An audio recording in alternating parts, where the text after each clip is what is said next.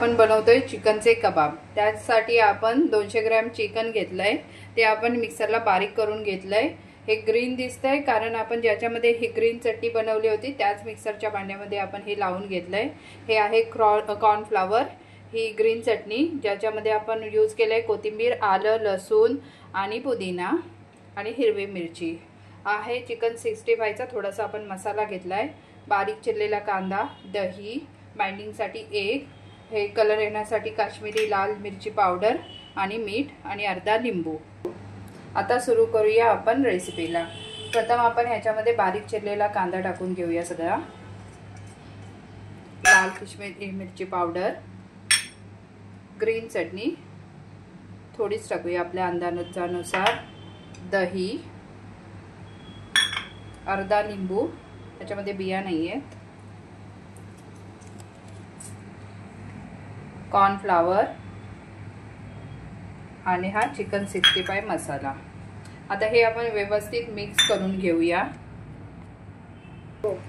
आपलं सगळं मिक्स करून झालंय। आता ह्याच्यामध्ये आपण एक टाकूया आणि मीठ टाकून घेऊया आणि ह्याला परत व्यवस्थित छान असं मिक्स करून हे मॅरिनेट करून ठेवायचं आहे आपल्याला 15 ते 20 मिनिटं।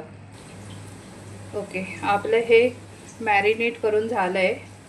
त्याचे आपण आता छोटे छोटे कबाब बनवून घेऊया। इथे आपण ब्रेड क्रम्स घेतलेत, आपण असे ब्रेड कबाबचा शेप देऊन त्याला ब्रेड क्रम्स मध्ये हे बाइंडिंग चांगल्या प्रकारे होईल असे आपण सगळे कबाब बनवून घेऊया। आपण इथे आता कबाब बनवून घेतलेत, आता त्याला फ्राय करूया। इथे आपण आता पॅन मध्ये तेल गरम करत ठेवलंय, हे तेल छान गरम होऊ दे, मग ह्याच्यामध्ये आपण बनवलेले कबाब फ्राय करून घेणार आहोत। तेल आपलं गरम होत आलंय, तुम्ही शॅलो फ्राय पण करून घेऊ शकता। आपलं तेल गरम झालंय, आता ह्याच्यामध्ये आपण आपले कबाब टाकून घेऊया। कबाब आता लो मीडियम फ्लेम वरती फ्राय करून घ्यायचे, म्हणजे ते चांगले फ्राय होतील आतून पण।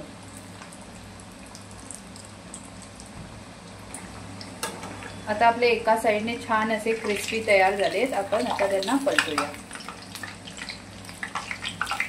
बघू शकता तुम्ही किती सुंदर कलर आलाय आणि क्रिस्पीनेस बघू शकता त्याचा।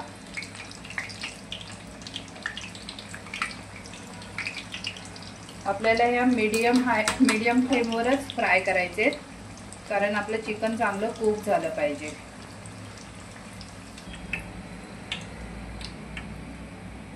आपले क्रिस्पी चिकन कबाब फ्राय होऊन झालेत, असेच आपण सर्व कबाब फ्राय करून घेऊया। चिकन कबाब रेडी झालेत, त्याच्याबरोबर पुदिना चटणी ओपन करून दाखवते तुम्हाला, किती छान असे क्रिस्पी पुदिना कबाब झालेत, पूर्णपणे आतून ज्युसी आणि बाहेरून